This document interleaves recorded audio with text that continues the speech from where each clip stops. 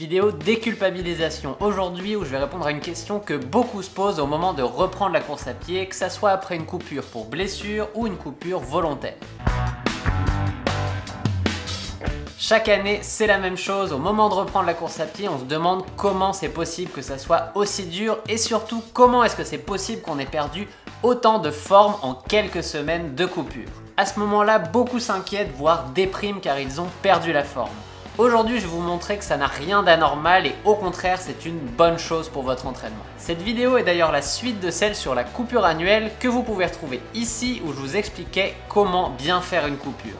Ça, c'était avant mes vacances et je vous disais que pour moi, la coupure allait durer 3 semaines. Presque un mois en fait, car mon dernier vrai run était lors de mon demi-Ironman le 9 septembre et j'ai vraiment repris le 4 octobre seulement. Cela faisait des années que je n'avais pas coupé aussi longtemps et on va regarder ensemble ce que ça a donné sur ma forme physique. Mais avant ça, je peux vous parler du psychologique. Car l'effet psychologique de cette coupure a été énorme, ma motivation à ce moment précis est super importante. À chaque foulée lors de mes footings, j'ai le sourire, c'est vraiment le fun de courir maintenant. Bref, c'est parfait pour entamer une nouvelle saison d'entraînement qui va être très intense vu mes objectifs. Comme prévu, je suis à des années-lumière du mois d'août où j'étais au top de ma forme. À ce moment-là, je courais entre 4,35 et 4,40 du kilomètre en endurance fondamentale. Aujourd'hui, je suis plutôt entre 4,55 et 5 minutes du kilomètre. 20 secondes d'écart au kilomètre, c'est une différence énorme, je vous l'accorde. Ça peut faire déprimer au premier abord, mais vraiment, il ne faut pas déprimer pour ça. En fait, cette différence n'a rien d'étonnant. Il faut temporairement oublier les chiffres, ne vous inquiétez pas, ça va revenir. Et surtout, il faut vous dire que c'est un mal pour un bien. Aujourd'hui, je m'inquiète plus du tout de ce genre de choses. Au contraire, je trouve que c'est une superbe opportunité de revenir en pleine forme avec un risque de blessure qui est faible, on est reposé et prêt à remettre le bon entraînement pour revenir au niveau. Enfin, si je ne fais pas de bêtises lors de cette reprise. Mon programme de compétition est d'ailleurs basé sur cette reprise progressive depuis plusieurs années maintenant et ça marche très bien. Le fait qu'il n'y ait aucune compétition en hiver au Québec aide aussi pas mal à ce type de planification. Avec un programme sans compétition pendant de longs mois à la reprise, on n'est vraiment pas pressé d'être en forme.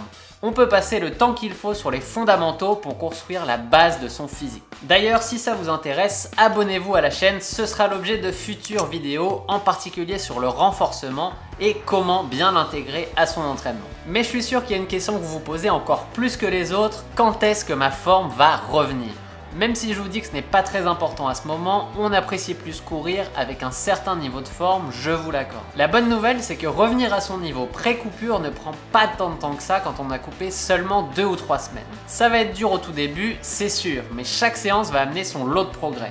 Et si on oublie l'analyse brute des chiffres, c'est très motivant de sentir qu'à chaque sortie, il y a du mieux. En fait, sans parler d'un retour à la normale, on peut dire que le temps que ça va prendre pour retrouver des sensations de course normal va être proportionnel à la durée de la coupure qu'on a fait.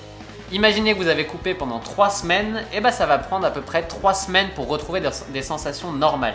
Pendant ces 3 semaines, ça va être assez difficile, vous allez un peu galérer, mais après vous verrez ça sera beaucoup mieux. L'important à retenir, c'est que l'aérobie, l'endurance se perd très vite, mais se regagne aussi relativement vite. Donc ne vous précipitez pas à la reprise au risque de vous blesser. Vous avez le temps, ce n'est vraiment pas important d'être en forme à cette période de l'année. Gardez ça pour vos futures compétitions importantes. À ce moment-là de l'année, ce qu'on veut, c'est renforcer les bases pour être plus fort lorsque le gros de l'entraînement va arriver. Et comme je vous le disais, je vais vous reparler de quels entraînements faire à la reprise dans de prochaines vidéos. Donc si ça vous intéresse, si vous avez des questions, n'hésitez pas à me les mettre juste en dessous et j'y répondrai dans ces vidéos.